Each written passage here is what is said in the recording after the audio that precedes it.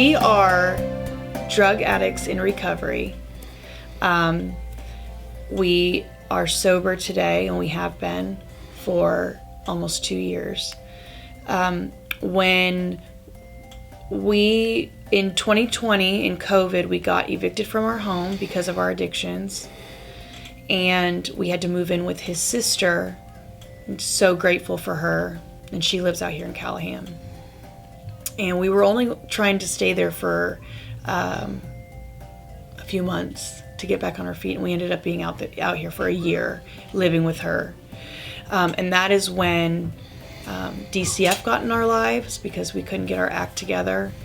And so with DCF in our lives, they told us that because I was a stay-at-home mom, I could not be alone with my kids.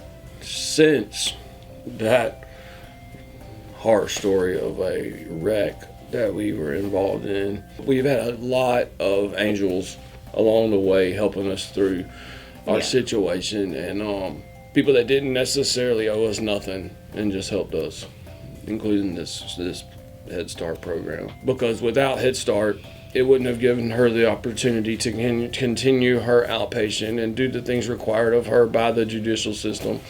It wouldn't have given me the space I needed to actually build some kind of foundation for which we can move forward from: money, finances, my program, all of it. And so without us being able to bring our children here, knowing they would be safe, sound, fed, loved, taught, it would have definitely had a bearing and a toll on our outcome. The moment that I met Megan, she was so incredibly sweet.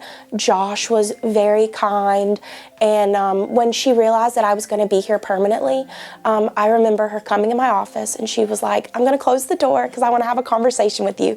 And I was like, "That's totally fine." And when you first enter the program, you don't really know the families. You have to learn them and get to know them. She came and sat down, and she told me their entire story, how they went to rehab, they were in recovery, everything that had happened with the kids, their spots being held for them, and them being back here at the center. One of my friends is like worried about putting one of her son in preschool, and I was like, I'm telling you, I would have never put my kids in school, at the time that I did, but it is just God doing for me what I couldn't do for myself.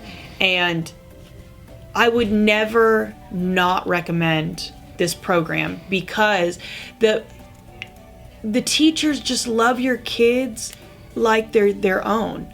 And I feel like they treat them like they're their own. When we drop them off, we're not dropping them off at daycare. Right. We drop them off at preschool. We drop them off at school. And that is the biggest difference between when we had to drop our girls off at the daycare in Yulee opposed to dropping them off at school. It's a huge difference. This isn't just a daycare. They just don't babysit our kids. Mm-hmm. They're not just teaching them like book stuff. It's like manners and how to sit at a table, like potty training and all the things, It's just really nice to be able to trust people, because in the world today, it's very hard to trust people to be around your kids. And I can say I trust the 6 women that work here 100% with my kids. And it really feels like a family here.